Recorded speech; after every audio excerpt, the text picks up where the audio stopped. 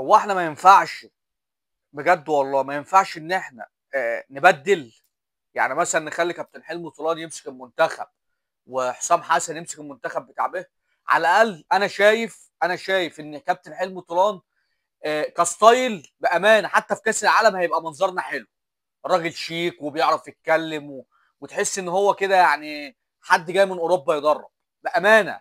الراجل مخلي هويه للمنتخب، بيلعب بقفشه ويلعب بالغنام وبيلعب مش عارف بمين، والتاني مش عارف شكله عامل زي ما يكون ماسك المزاريطه. والله العظيم انا مش فاهم. يعني المنتخب بتاعنا ملوش هويه. انا شايف ان المنتخب ملوش هويه، مفيش شكل. النهارده بنلعب كامفيردي، انا شايف الا بعض الاوقات يعني بنروح على استحياء. يعني احنا بنروح على استحياء، لكن مفيش. يعني انا شايف ان مفيش بصراحه، مفيش اي نوع من انواع منتخب مصر بتاع زمان. انت هتضيع كل اللي احنا عملناه من زمان يا عم حسام. يعني انا من رايي حلمي طولان يمسك المنتخب.